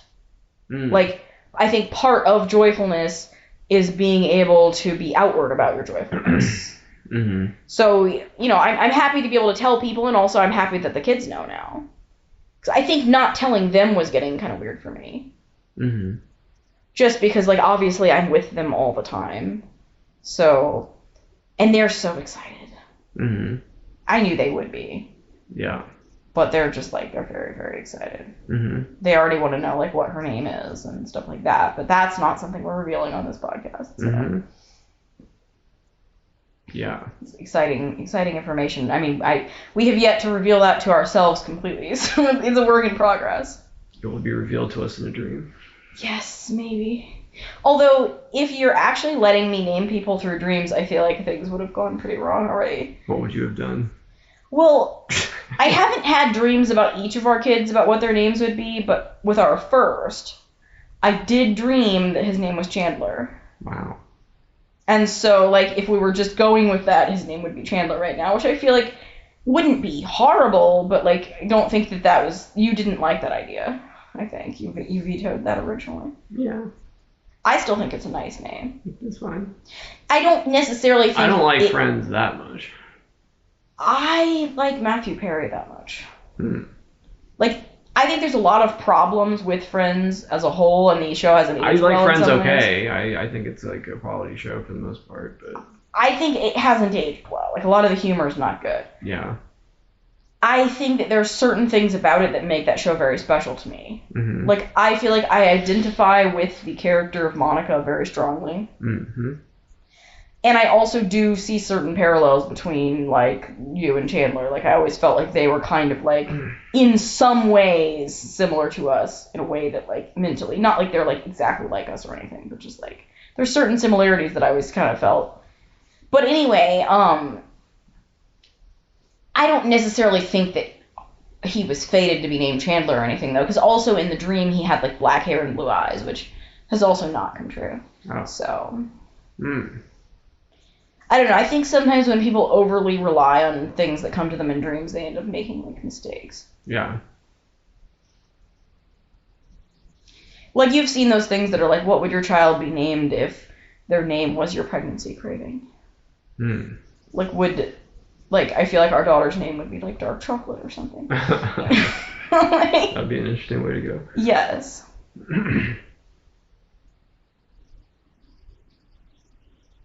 Yeah, very exciting. But man, I mean, I can't wait to actually have people listen to this and just be knowing and just shout out to everyone who knows now. Tell us that you know.